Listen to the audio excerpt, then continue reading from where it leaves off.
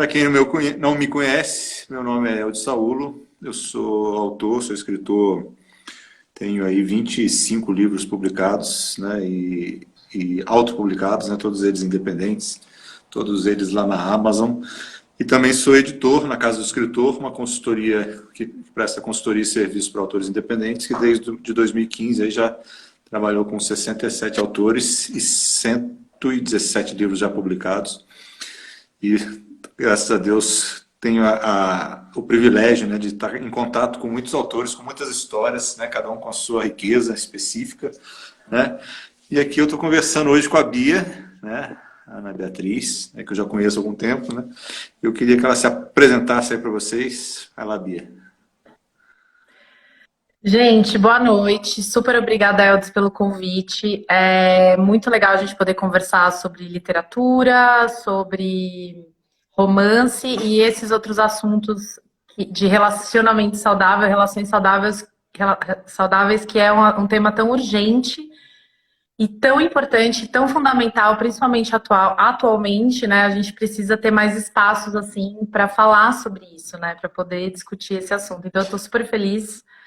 Obrigada mesmo e vamos nessa.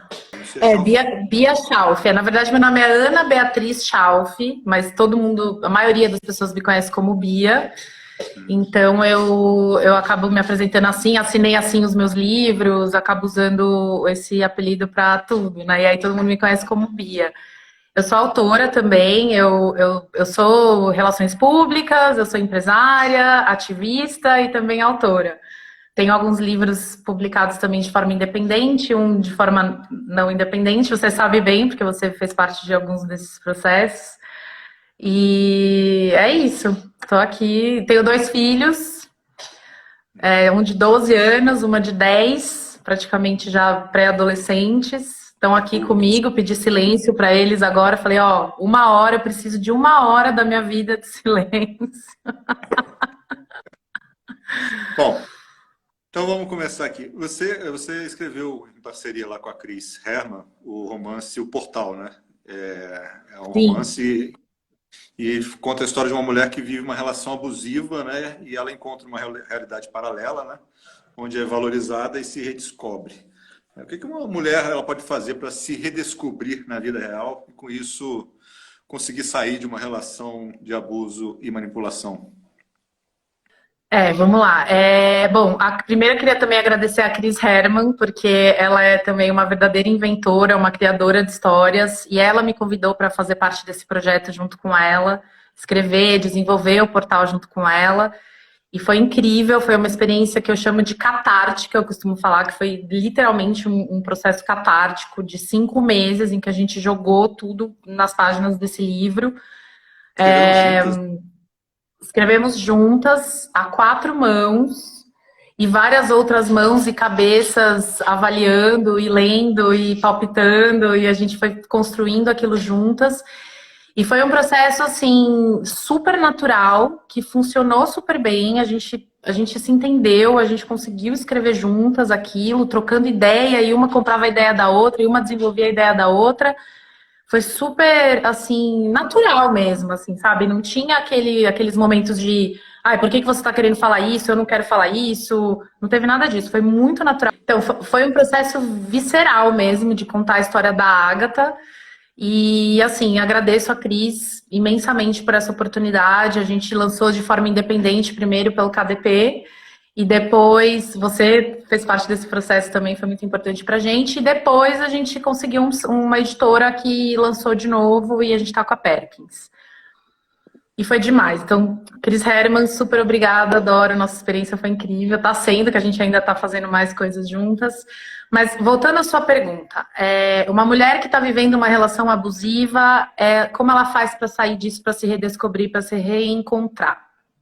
Bom, realidade é diferente de ficção, né? A gente não tá vivendo as páginas de um livro, a gente não tem corta-cena, a gente não tem volta a cena, faz de novo, Rapaz, pula 10 anos, 10 anos depois, né? A gente não tem essa possibilidade na vida real, por isso que chama vida real, né? A gente não tá falando de ficção. Então é um pouco mais complexo, mais dolorido e bem mais profundo na vida real das mulheres se compreenderem numa relação abusiva e a partir desse momento tentarem se redescobrir. É tão profundo e tão concreto que o próprio portal, o próprio livro também transcendeu a ficção. Porque as leitoras nos escreviam perguntando sobre a Ágata. Puxa, mas acontece isso comigo também. O meu marido faz isso também. Eu vivo relação abusiva. Como que eu faço para sair disso? E aí a gente percebeu que só falar não era o suficiente. Não adianta só falar, a gente precisa fazer. E aí o livro se tornou um projeto que chama MURA, Mulheres em Relações Abusivas, em que a gente tem psicólogos, Reinaldo Renzi, maravilhoso, e Heloísa Schalf, que atendem gratuitamente mulheres em grupo para tentar ajudar a justamente essa redescoberta, esse resgate para sair de relações abusivas. Para isso acontecer, eu acho que assim, a terapia é super importante, né? Porque precisa se redescobrir, precisa se questionar, primeiro identificar, e nisso o livro ajudou muito. Nossa, eu acho que isso é violência. Eu acho que eu vivo abuso e não sei. Então, elas começam a observar a própria relação, elas começam a vivenciar, se questionar, e aí, em algum momento, busca ajuda, fala com amigos, fala com familiares, enfim, para tentar justamente encontrar esse resgate, que é muito dolorido, porque elas precisam lembrar quem elas eram antes desse relacionamento. Esse relacionamento, ele cerceou a liberdade dela, ele fez ela esquecer quem ela era, ela lembra, por acaso, a música que ela mais gostava, os amigos que ela tinha, as coisas que ela gostava de fazer. Geralmente isso tudo desaparece numa relação de violência psicológica. Então é muito difícil, assim, vai puxando assim, quem sou eu, aonde eu tô, me ajuda. Então por isso que até a própria história do portal saiu das páginas do livro e virou uma coisa concreta mesmo, porque é muito difícil. Eu vi uma metáfora disso uma vez, que é assim, como você saísse de uma sopa, sabe? Você virou uma sopa, né? E você tem que separar os ingredientes dessa sopa. É mais ou menos. É muito difícil, é muito difícil. E agora, assim, o livro tem, obviamente, tem a ficção e tem o mundo real, que são coisas completamente diferentes, mas nesse conflito entre, assim, o ideal romântico, né, e a imperfeição da vida real, como é que é possível sonhar com os pés no chão? Ou seja, ter o romantismo do livro, mas tendo que encarar essas coisas no dia a dia. Bom, sonhar com os pés no chão é uma coisa que eu amo fazer. Eu adoro fazer isso. Eu acho que todo escritor tem essa possibilidade. Acho que escrever dá isso pra gente, né? Eu tô aqui sentada na minha mesa, mas eu tô aqui sonhando, escrevendo, viajando. E essa é uma grande vantagem da gente escrever, inventar, enfim. Acho que não tem receita para sonhar com o pé no chão, mas uma das coisas que eu falo é questionar e não se conformar. A gente precisa parar de se conformar. Se conformar com os paradigmas que prendem a gente em papéis pré-determinados. Então, eu sou obrigada, se eu sou mulher, eu tenho que estar nesse lugar. Se eu sou casada, eu estou nesse outro lugar. Se eu sou solteira, eu estou aqui. A gente precisa urgentemente não se conformar e questionar isso. Se a gente quer um mundo mais justo, se a gente quer relações mais saudáveis, de mais parceria, de mais respeito, a gente tem que se permitir sonhar, questionando e buscando novas opções, fazendo diferente, agindo diferente. E, ao mesmo tempo, a gente precisa manter o nosso pé no chão, que são os nossos alicerces, né? Os nossos pais, a nossa família, os nossos filhos, para quem tem filho. Que mais? Nosso trabalho também pode ser um bom alicerce. A gente precisa agarrar os nossos planos, né? O que deixa a gente focada com o nosso rumo e se permitir sonhar com um mundo mais justo, com relações mais saudáveis, não é ficar assistindo comédia romântica e achar que o cara vai entrar correndo no corredor do aeroporto e comprar uma passagem de $5.000 para entrar no avião e, vem, eu te amo, vamos casar e tudo mais. Não é esse o sonho. É gostoso também. Eu gosto também de assistir comédia romântica, fico viajando nas histórias, mas É mais do que isso. É aonde que de forma real, no meu dia a dia, na minha rotina, com as pessoas com quem eu lido no meu dia a dia, como que eu posso tornar o mundo melhor? A minha cachorra fica andando e fazendo um barulhinho com as patinhas, gente. Eu não sabia se eu prendia ela lá fora, aqui dentro, enfim. Desculpa. Deixa ela, faz parte da live. A gente vive numa sociedade extremamente machista e sexista, né? Como é que a gente faz para assim, fazer com que um homem, né, que é criado desde pequeno dentro desse contexto, ele mude a sua forma de pensar, assim, de falar e de agir? Como é que é possível isso? É, é, bom, isso que você está falando, a gente vive um machismo estrutural, né? A gente chama de machismo estrutural, que é o machismo que está em toda parte, ele está em todo mundo, ele está em você, ele está em mim, ele está em todo lugar, né? A gente cresceu assim, a gente aprendeu assim, a gente foi educado assim. Tá melhorando, claro, a gente está aqui questionando, estamos aqui falando sobre isso, mas a gente cresceu com isso. E quer ver, vou dar um exemplo bem clássico e simples. Eu estava um dia na minha casa de férias, eu sou separada, eu moro sozinha com as crianças, e eram 3 horas da tarde, eu estava de férias. Trabalho que nem uma louca, me dei o direito de descansar, estava em casa, e chamei um jardineiro para fazer um orçamento lá das plantas. Ele foi, ele olhou, ele mediu, ele calculou, anotou, tá. Aí ele falou pra mim, pronto, já vi. Aí eu falei, legal, quanto sai? Aí ele falou, depois eu vejo isso com seu marido. Tipo, na cabeça dele, é óbvio que eu tô ali à toa, chamando o jardineiro, mas quem pode dizer lidar com ele sobre uma questão financeira, calcular preço, pagar a conta, é um homem que está em algum lugar trabalhando e muito provavelmente meu marido, né? Porque se ele viu lá uma mulher com 2 filhos, então assim, cadê o marido? O marido tá lá em algum lugar e ele que vai pagar essa conta. Então eu prefiro falar com o homem da casa. Em nenhum momento passou pela cabeça dele que sim, era comigo que ele tinha que lidar essa situação, era comigo que ele tinha que acertar, que ele tinha que falar, enfim. E não é que ele é um carrasco, um cara do mal, um mau caráter. Não sei, nem conheço ele direito, mas Faz parte do...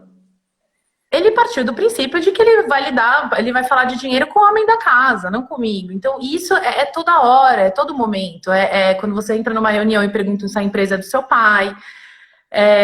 Quando você pergunta coisas e as pessoas negam à mulher informação que ela precisa para tomar decisões no dia a dia dela pelo simples fato dela ser mulher.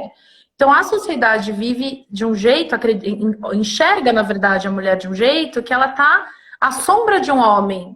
Esse sim, independente, digno de escuta.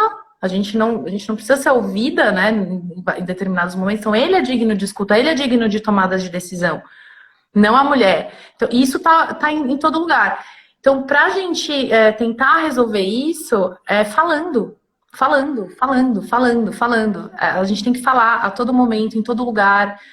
Não é abrir a capinha lá do super-herói, sair com as armas e metralhar todo mundo. Não é isso, é falar, é simplesmente falar. Se o seu amigo fizer uma piada machista, fala pra ele, não dá risada e finge que tá tudo bem. Não tá tudo bem. Você pode falar, cara, isso aí que você falou atrapalha tudo, faz as pessoas acreditarem que isso é normal, não faz isso. Se uma pessoa da sua família também faz um comentário infeliz, aponta, mostra, fala. E não só com outros homens, mas com as mulheres também, né? Porque, como eu falei, o machismo está em todo mundo, é estrutural, ele está na gente. Então a gente também tem que olhar para uma amiga que faz algum comentário ou que acredita em alguma coisa, falar, ai menina, não posso me separar de jeito nenhum, porque imagina, eu vou ficar largada, eu vou ficar marcada para sempre. Você tem que falar, cara, não é assim, repensa isso aí, pensa de novo, vamos conversar. Então, e você também, você que é homem E você tá, o que que você está fazendo? Você está abrindo espaço. Você tem uma live, você está convidando uma mulher para entrar com você e falar sobre esse assunto. Então, é isso, quem tem mais direito de fala, pelo simples fato de ser homem, abre esse espaço para outras mulheres falarem e as mulheres entre si falando e apontando. Se a gente não falar a todo momento, a gente não vai mudar nada. E eu acho que a educação dos filhos também é um ponto muito importante. A educação dos filhos, ela também é a chave, porque eles são a próxima geração. Então, a gente precisa parar de subestimar as crianças e achar que eles não têm condição nenhuma de compreender essa discussão, porque eles têm sim condição de compreender essa discussão. Eles são capazes de assistir um seriado, um desenho, que graças, vários já estão discutindo essa questão, e você dá pause e fala para eles, você entendeu? Vamos conversar sobre isso? Por que esse personagem falou isso e aquele falou aquilo? Trocar essa ideia com quem está crescendo, quem está aprendendo, para tentar ser diferente no futuro, hoje e no futuro. E quem já está, né, como nós, que a gente já está enraizado na gente, a gente questionar o tempo todo e falar sobre isso a todo momento. Uhum. Assim, a gente, assim, numa relação, assim, por mais elevada que ela seja, assim, é sempre necessário ter um pouco de disciplina, né? De ambas as partes. Eu acho que faz parte do relacionamento. Porque assim, a gente já sabe que a liberdade total, né? Quando a liberdade é total, ela leva ao caos, né? Quando a gente não tem um mínimo de disciplina, a liberdade total leva ao caos. Como é que é possível ser livre juntos? Como um casal pode ser livre junto? Bom, eu realmente acredito e conheço relações tão reais e tão puras que elas são, sim, baseadas em liberdade, mesmo estando juntos. Liberdade de escolha, mesmo estando juntos. A questão é que, para chegar nesse ponto, é necessário um processo de reflexão extremamente profundo e evolução, que leva à evolução, né? A reflexão que leva à evolução. Porque a gente está amarrado nos paradigmas. A gente assume papéis que são confortáveis, apesar deles não serem nada legais.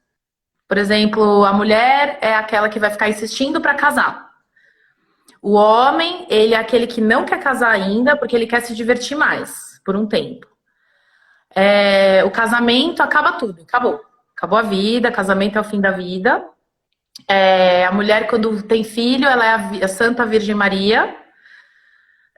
Assim, esses papéis não são legais. Não tá gostoso pra gente assumir esses papéis. Só que a gente assume porque a gente tá acostumado. É melhor assim do que, né, tentar mudar.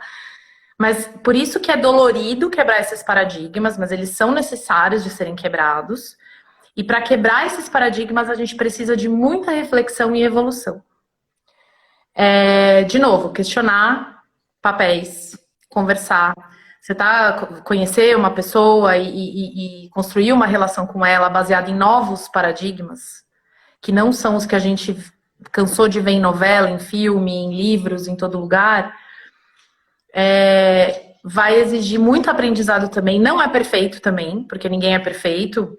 Não existe relação perfeita, não é tudo mil maravilhas. Mas esse processo, eu acredito que ele consiga levar uma relação a um patamar de respeito, de parceria e de respeito à individualidade de cada um. Então, somos duas pessoas diferentes que escolhemos estar juntas por N razões, que continuam respeitando as escolhas individuais de cada um, mesmo estando juntos. Eu acredito que isso... Desculpa, a gente tem aqui no Brasil esse conceito de alma gêmea, né? Que não existe, né? Na verdade, a gente herdou isso do judaísmo, né? E a tradução literal é alma parceira, né? A gente sempre pensar numa pessoa, duas pessoas virarem uma, não existe isso. São duas pessoas olhando para a mesma direção, né? Então, assim, acho que esse é o princípio básico da coisa. Cada um com as suas vontades, cada um com o seu querer. Temos quereres e vontades juntas, vamos seguir juntos. Não temos, tem muito conflito, né? tudo na base da conversa, né? Tudo na base da Tudo. conversa. Me diz uma coisa, vamos ver se tem as pessoas chegando. Olha aí, vamos lá. É dito assim que toda pessoa, né, tem um lado masculino e um lado feminino.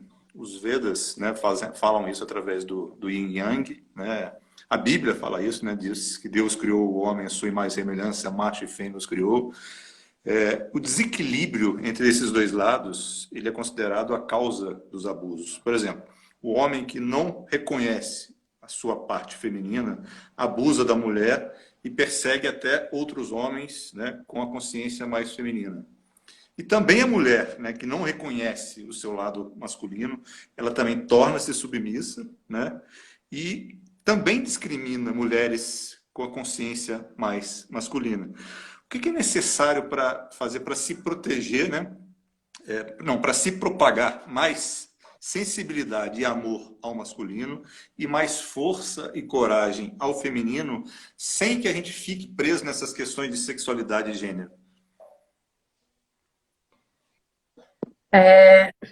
Nossa, a pergunta é difícil. Eu acho que são duas coisas. Eu acho que as duas chaves disso que abrem essa portinha aí mágica para um mundo completamente diferente do que a gente conhece, eu acho que é empatia e generosidade. Primeiro, empatia é uma palavra que está na moda, né? Todo mundo fala e tudo mais. E eu espero que nunca saia, porque é maravilhoso. Empatia é tudo na vida.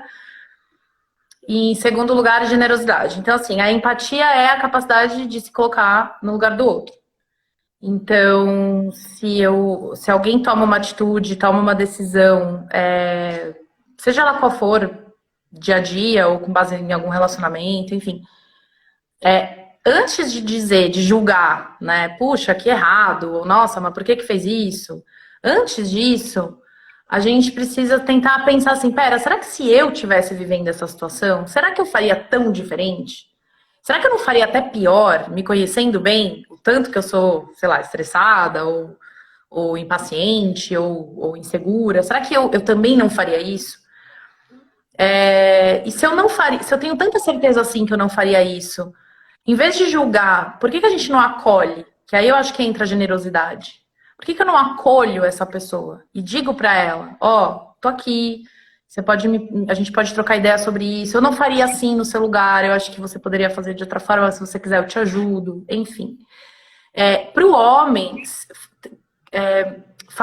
praticar a empatia com uma mulher é mais difícil do que ele praticar a empatia contra o homem, porque ele não é mulher, ele nunca vai estar nesse lugar, ele não tem como saber exatamente como é ser mulher. Então, claro que vai ser muito mais difícil para ele. Então, por exemplo, a mulher tá com TPM, que é um fato. TPM é um fato.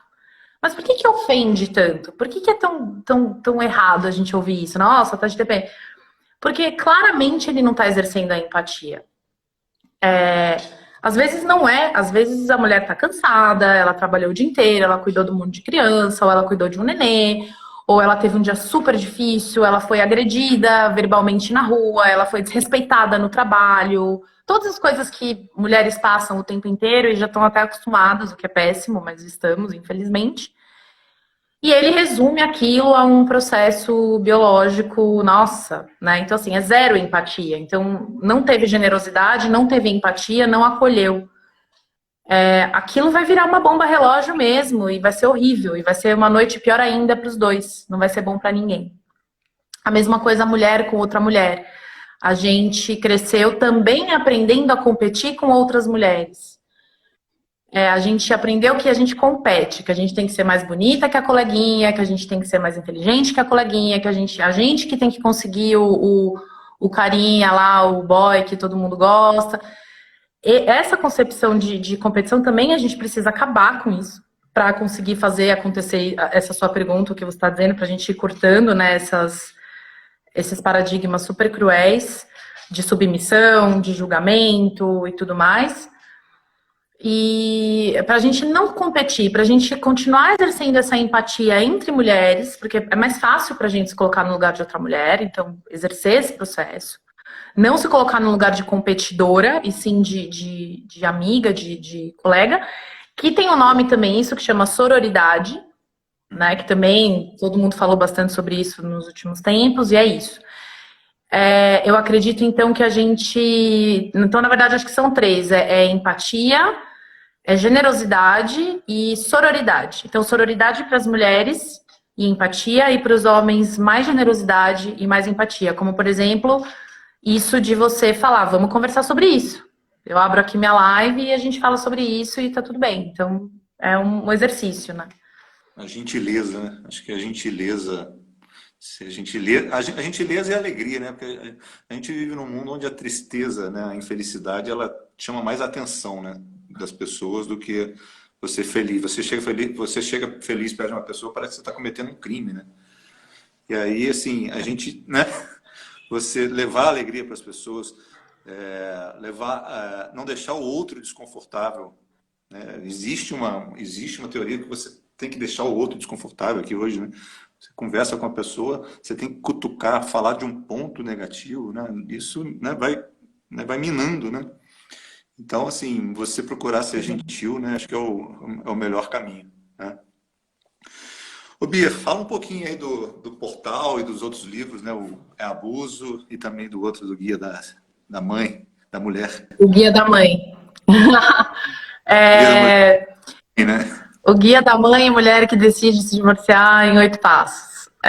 Não que seja tão simples, não são 8 passos que resolvem a vida, mas o que eu tentei fazer com esse pequeno livrinho era dar uma luz, um ponto de reflexão em alguns pontos que são muito doloridos no divórcio. O divórcio por si só é um processo extremamente dolorido, não importa a razão, não importa a época, se é no começo, se é no fim, se é no meio, não importa. Se tem filho, se não tem filho, não existe nada pior depois que você decide estar com alguém e essa relação acaba. É horrível, de qualquer forma. Então, e para a mulher, eu arrisco não, assumo que é mais difícil ainda, porque justamente por causa daquele machismo estrutural que a gente estava falando. Então, a mulher, se ela está se divorciando, é porque ela foi trocada por outra, que é ela que é a errada da história, porque é ela que roubou o marido, aí aquela coisa da competição que eu estava falando, ou ela tem outro, porque uma mulher não pode decidir pelo divórcio da cabeça dela porque ela quer independência ou porque tá ruim aquela relação. Não, tem que ter outro homem, provavelmente ela tem outro, porque a sociedade ainda não consegue aceitar uma mulher que realmente queira estar sozinha e escolha por estar sozinha. Então, tudo isso é tão dolorido, tão agressivo no dia a dia, essa violência velada de comentários, ou nem que você ouça os comentários, Eldes, mas às vezes a gente sente que a gente está fazendo errado, que a gente está diferente do padrão, do status quo, né? Então, eu busquei elencar alguns pontos ali no guia para elas irem, para ela refletir mesmo, puxa, então tá, então terapia é importante, se eu tenho condição, se eu posso fazer terapia, deixa eu experimentar. Se eu tô me sentindo com raiva e com vontade de, sei lá, jogar meus filhos contra o ex, deixa eu me segurar, porque isso não vai fazer bem para ninguém. Sabe, são pequenos pontos, assim, de reflexão que eu achei que valia a pena colocar num guia para servir de reflexão, de ponto de partida, para quem está passando por esse momento tão difícil. Bacana. Tem o abuso também. Esqueci. O Abuso também é um livrinho pequenininho de pequenas narrativas sobre situações corriqueiras, né, de muitos relacionamentos. Eu coloquei lá vários relacionamentos em várias fases diferentes. Então tem o relacionamento adolescente, tem um que ela é mais velha, tem... São histórias que você ouviu ou que vivenciou? Histórias que eu ouvi, sim, todas reais, todas absolutamente reais. Claro que eu não conto os nomes nem nada e coloquei de um jeito narrativo, assim, meio redação, assim, meio ficcional, mas para também levantar a reflexão. Então, então não é normal esse tipo de ciúmes. Isso não é amor. Não é amor. Então começa a pensar. Por isso que o nome do livro é Abuso, porque todas aquelas situações que a pessoa lê, a ideia é que no final ela pergunte, puxa vida, isso é abuso? E o título do livro já, se tá ali dentro, é.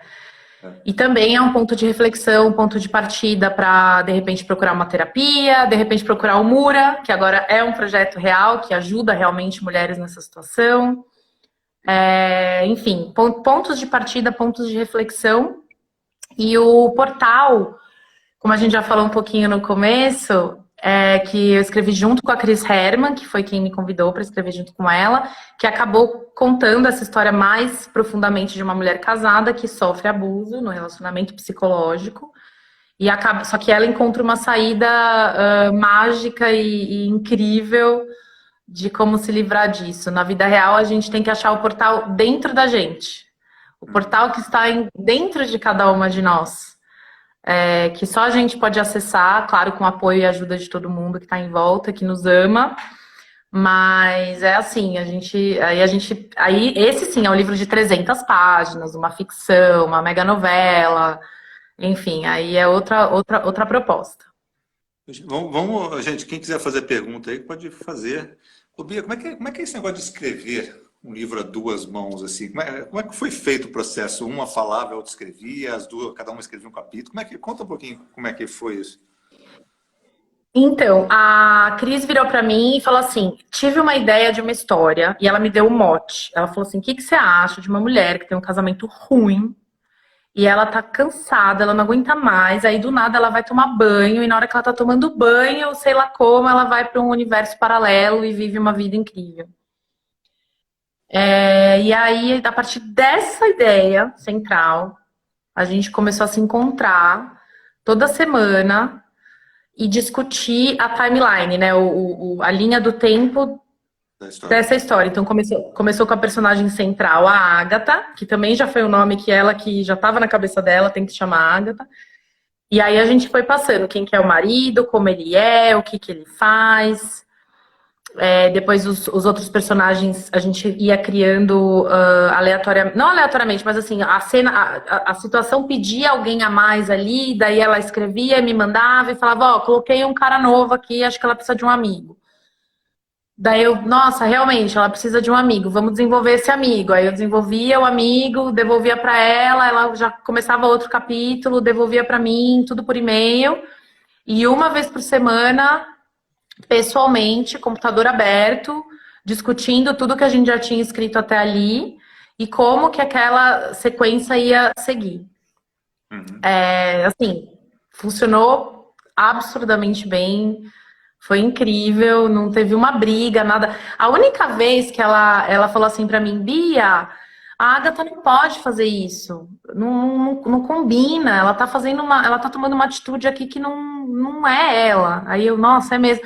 Porque a gente começa, às vezes, a se misturar, né? A gente começa a se colocar no lugar do personagem. E colocar a nossa, né? Exatamente. Aí eu falei, nossa, é mesmo, não tem nada a ver com a Agatha. Isso, a Agatha não é assim, a Agatha é totalmente diferente de todo mundo. Ela é várias mulheres em uma. Ela tem características dela também, né? Que não são minhas, nem da Cris, enfim, a gente. Aí ela falou, não, ela não poderia fazer isso. Eu falei, nossa, é mesmo. Nada a ver, troca, muda a cena e bola pra frente. Entendi. Deixa eu ver aqui uma. Deixa eu ver. A Marina está pedindo para você falar um pouco mais sobre o Mura. O Mura. Tá. O Mura é Mulheres em Relações Abusivas. Nesse momento a gente está dando as sessões de terapia em grupo virtualmente por causa da pandemia. Mas, a princípio, ele começou como um programa presencial mesmo. Então, é gratuito. Qualquer mulher que esteja passando por relação abusiva, acha que está passando por relação abusiva ou já passou por relação abusiva, pode participar, deve participar. A gente tem 2 psicólogos que intercalam o atendimento. Então, presencial era a cada 15 dias. Agora que a gente está virtual por causa da pandemia, é toda semana. Então, toda sexta-feira, 8 horas da noite. estamos conectados, eu e os psicólogos, com as participantes interessadas. Como que elas podem se inscrever? A gente manda o link da call por e-mail ou pelo inbox, pelo direct do Instagram. O nosso Instagram é mura.somosmuralha, tudo junto. Então, mura.somosmuralha, porque juntas a gente forma uma muralha de proteção, de acolhimento. E assim, é só mandar o inbox ali, pedir o link. Se tiver passando muito o tamanho, né? Se passar de 12 participantes, assim, a gente não recomenda, a gente passa para a semana seguinte, porque todo mundo precisa participar, todo mundo precisa ser ouvido, precisa falar, então 12 pessoas no máximo. E assim, é incrível o projeto. Assim, a gente começou faz 1 ano e 1 mês presencialmente, antes da pandemia. E nós temos participantes, pacientes que literalmente entraram sem chão, sem vislumbrar a menor possibilidade de sair daquela relação, porque não tinham independência financeira, porque morriam de medo, ele ameaçava, tal. E hoje corta a cena, agora a gente pode cortar a cena, porque já passou o tempo verdadeiro da vida, que não foi tão simples assim, mas enfim, corta a cena para hoje. Elas estão livres, conseguiram sair, conseguiram arrumar emprego, conseguiram retomar a independência financeira, conseguiram sair dessa relação, estarem sozinhas, livres, uma viajando sozinha pela primeira vez, a outra montando uma casa. Coisas que você olhava assim no começo e falava, nossa, tem um longo caminho pela frente. Por isso que, voltando àquela sua primeira pergunta, aproveitando que a gente está voltando nesse assunto, a coisa está dentro de cada uma, né? A sair, se redescobrir, está dentro da pessoa. A gente, às vezes, precisa dar um empurrão com a generosidade, com a sororidade, com a empatia, com o acolhimento, para que elas possam falar, puxa, eu não estou sozinha, eu consigo. Mas é de dentro para fora delas, né? Eu quero sair dessa relação, eu quero arrumar emprego, eu quero trabalhar, eu quero isso, eu quero aquilo, e elas vão lá e elas fazem. Porque assim, todos nós, né, não só mulheres, somos fortes o suficiente para conseguir conquistar o que a gente quiser na vida, né?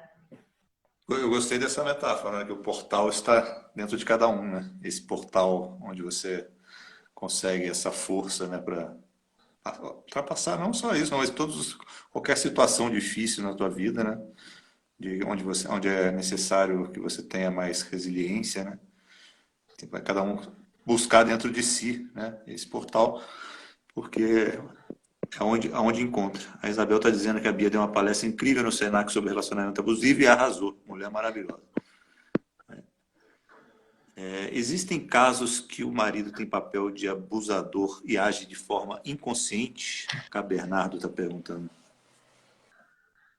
Sim, porque a questão é sim, porque é machismo estrutural, exatamente. Porém, isso não é justificativo para aceitar. Essa que é a questão. Todos têm razões para serem dessa forma. Ou foram super mal educados, ou tem uma família doente, ou... enfim, o que a gente costuma falar no Mura, e eu tô falando isso apoiada pelos psicólogos, tá? A gente perde o direito de não questionar coisas que estão erradas. A partir do momento que a gente cresceu, a gente é adulto, a gente tem condição de olhar em volta, olhar para as pessoas, olhar para as situações e, pera, isso aqui tá errado. Eu preciso fazer algo diferente, porque isso não está certo. Então, a nossa capacidade de questionar e de mudar o status quo, de quebrar os paradigmas, é nossa responsabilidade. Então, inconsciente, culpa da mãe, porque teve um trauma quando era criança. Não importa. Ele é abusivo, violento com uma companheira. Portanto, ele não tem que ser salvo por ninguém, ele tem que se salvar, assim como a mulher também sair fora é uma forma de se salvar.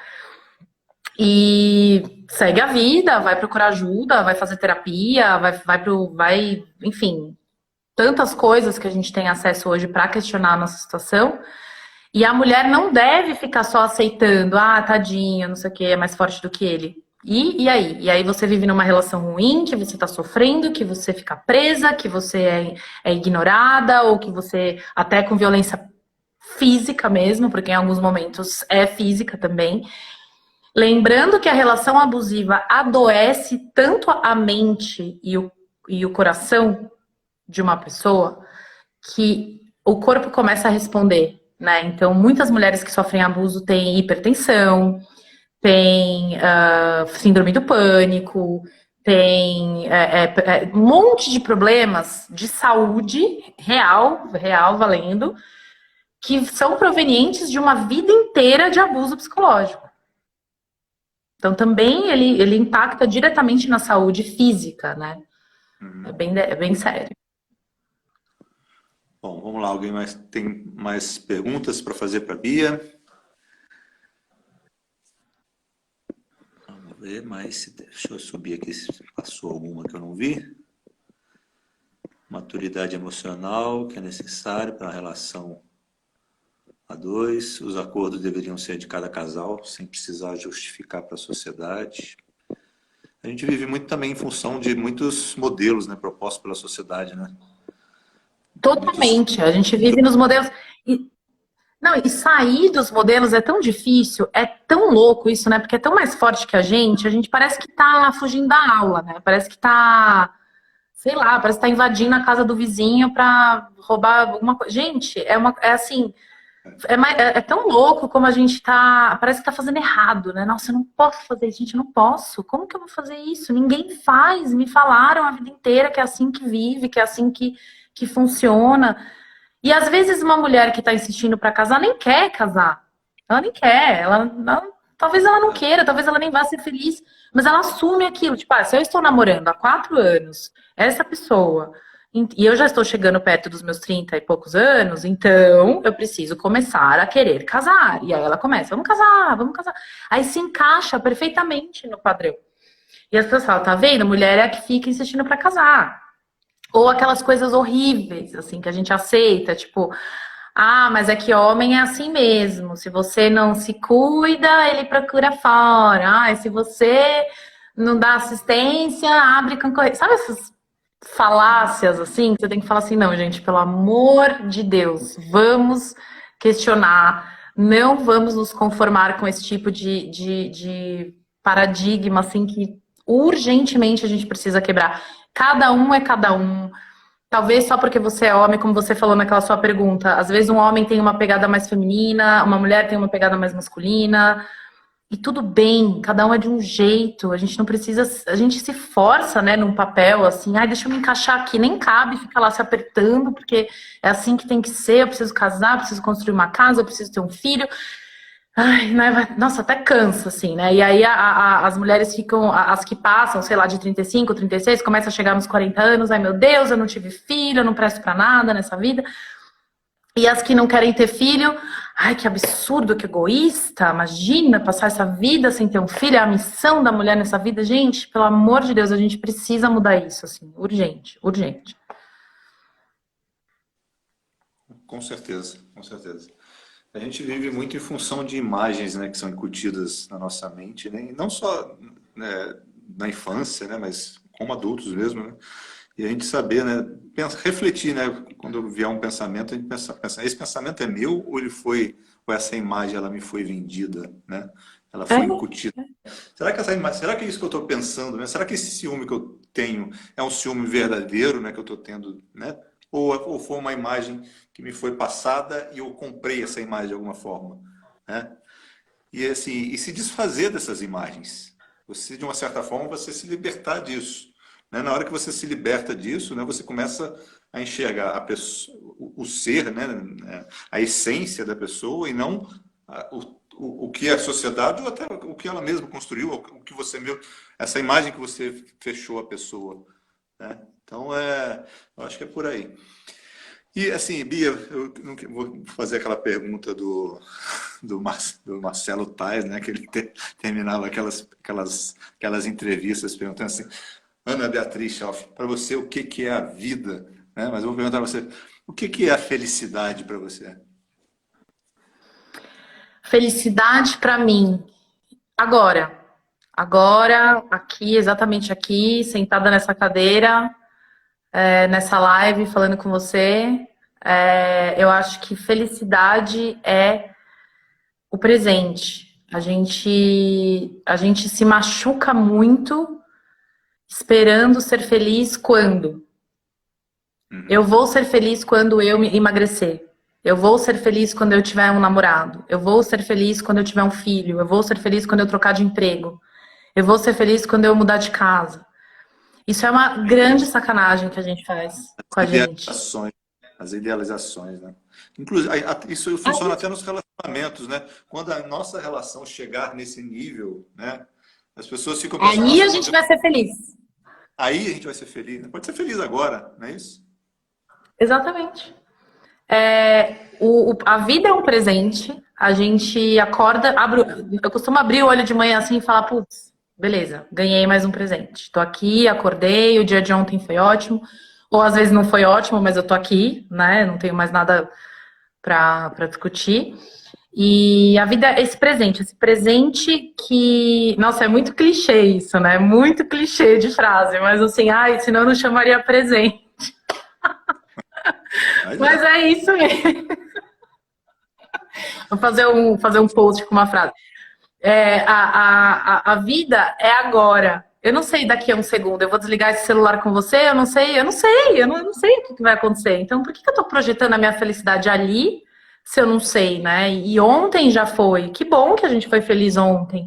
Eu tenho momentos da minha vida que são inesquecíveis, eu nunca na vida vou esquecer, e fui muito feliz quando eu tava vivendo, e não quero esquecer, mas eles não existem mais, eles não estão mais aqui. Viver de passado também é outra sacanagem, porque assim, não volta, já foi, né? Você vai ficar lamuriando. Tudo muda, então, né? assim, hoje, agora é pra mim felicidade. Felicidade é sempre agora, sempre agora. Daqui a pouco eu vou estar sentada com os meus filhos conversando, a minha felicidade vai ser aquela hora. Amanhã eu vou estar trabalhando com uma coisa que eu gosto, que eu tô feliz, vai ser meu momento de felicidade. A gente precisa aceitar o agora como feliz. Mas eu tô sozinha, na minha casa, no meio da pandemia, é muito fácil falar, como que eu vou ser feliz? Cara, abre um vinho, põe uma música, liga aquela série que ninguém gosta, mas que você ama e não conta pra ninguém. Assiste Chaves. Livro. Escreve um livro. Tipo assim, não...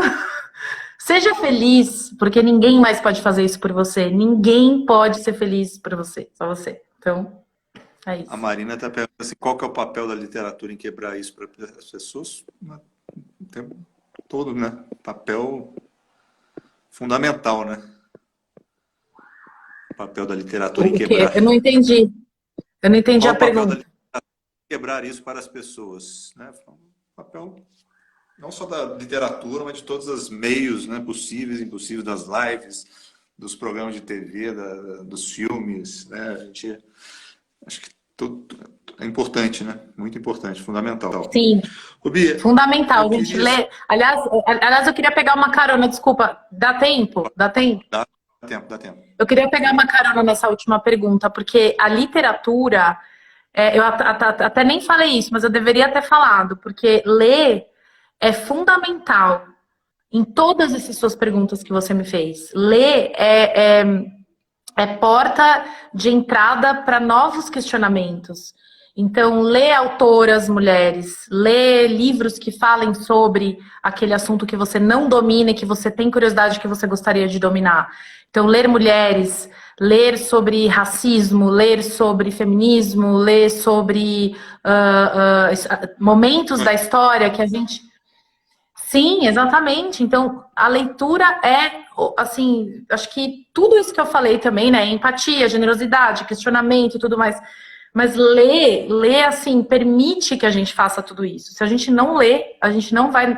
Até talvez consiga fazer algumas coisas, mas a literatura, ela impulsiona, assim. Aí você lê uma coisa que você entende, se identifica, você fala, nossa, é isso, então eu vou fazer isso, é isso que eu acredito, é isso que eu vou atrás. Então, ler, assim, é isso. Ainda bem que você mandou essa pergunta, porque é isso. Isso aí, vamos ver. As mulheres continuam sendo mortas, apesar da Lei Maria da Penha. Vejo também homens sendo mortos por mulheres, onde estamos errando? Pergunta do... Sobre homens sendo mortos por mulheres, eu acho que é uma questão estatística, tá? Não existe comparação viável sobre homens mortos por mulheres e mulheres mortos por homens, né? A cada 2 horas, uma mulher é morta no Brasil por um homem. Esse número é absurdamente menor quando você troca. E tem um outro detalhe: a mulher é morta porque ela é mulher. É uma violência de gênero. Essa estatística de 2 horas é violência de gênero, é feminicídio. Elas morrem mortas por homens por ciúmes, por possessão, por terminar o casamento, por começar a namorar outra pessoa, por querer ir embora. Simplesmente por isso. Ou por responder alto pro cara, enfim, ou por ter um emprego melhor que o dele, ele não aguenta de raiva e mata. Então, assim, essa comparação, o que eu sugiro é que voltar naquele exercício da empatia. Claro que homens sendo mortos é horrível, obviamente, não queremos ninguém sendo morto, mas o exercício da empatia, eu acho que a gente está em desvantagem, então por isso a gente teria como, tipo fila preferencial do correio. Então assim, quem pode ir primeiro? A grávida, o idoso. Então a gente estaria numa filinha preferencial por sermos mulheres. Urgente, o que é urgente, né? Que é mais urgente. Então vamos fazer o exercício contrário primeiro, porque a nossa situação é mais urgente. E depois a gente continua olhando para o resto, que também é péssimo, não pode, etc. A maldade do ser humano, a frieza do ser humano, o quanto somos capazes de sermos cruéis e assassinos. Isso não quero discutir. Mas vamos fazer o exercício da empatia primeiro em relação à mulher, que é uma situação mais urgente. Perfeito. Bia, eu queria agradecer, pena que a live elas têm só 59 minutos, né? Senão a gente não consegue nem salvar depois para deixar gravado. Mas eu queria agradecer imensamente assim, a sua participação, a sua disponibilidade para falar desse assunto que é imprescindível nos dias de hoje. E eu quero dizer também para as pessoas que a live ela vai ficar gravada, né? Depois, se vocês puderem compartilhar depois eu edito também, coloco no YouTube, a gente faz o que for possível para espalhar, tá? E Legal. deixar aí com as suas palavras aí finais, antes da gente encerrar. Diga lá. Eu queria agradecer também imensamente esse convite. Adoro falar sobre esse assunto, foi demais. Temos que falar mais sobre ele em outras situações o tempo todo. E também queria me despedir da live falando uma coisa que eu falo de manhã no grupo de amigas que eu tenho no WhatsApp e que me enche de força, de acolhimento, de fé e tudo mais, que é um grupo que eu tenho muito, que eu amo muito, eu mando assim para elas às vezes. E aí, quais são os paradigmas que a gente vai quebrar hoje? Então, acho que eu vou deixar essa pergunta aqui para todos. Então, amanhã, quando você acordar, pensa assim, qual paradigma que eu vou quebrar hoje? Porque só depende da gente fazer isso. Perfeito, maravilha. Obrigada. Muito obrigado. Então, gente, quem quiser rever a live, ela fica disponível aqui no meu Instagram e depois eu edito e também coloco no YouTube, mas eu aviso a Bia também, marco a Bia e ela também pode passar para vocês. Agradeço imensamente a participação da Vanessa Lier, cujo pseudônimo, né, é Cris. Beleza, Vanessa. Vanessa A gente vai fazer uma live depois, viu, Vanessa? Vamos fazer uma live depois. Vou falar com você depois. Perfeito? Vanessa, Cris Herman, não foge, Cris Herman. Muito obrigado, gente. Quem quiser sim, conhecer o trabalho lá da Casa do Escritor, é só acessar casadoescritor.com.br, tá? E também, né, o eldesaulo.com, onde tem lá muitos conteúdos para quem escreve, quem gostaria de escrever, quem gostaria de transformar suas histórias e suas experiências em livros, né? Tem muito conteúdo disponível para vocês lá. E se você quiser ir na minha biografia também, lá no meu... Tem um link lá que tem todos os links para os cursos, para os livros, para a Casa do Escritor também tá lá. Tá bom? Bia, muito obrigado, gente. Muito obrigado pela participação. Kitty, te amo. Evelyn, Bia, Ambrog, Cacá Bernardo, Vanessa, Will, grande Will. Um abraço, gente. Um beijo. Valeu. Tchau, obrigada.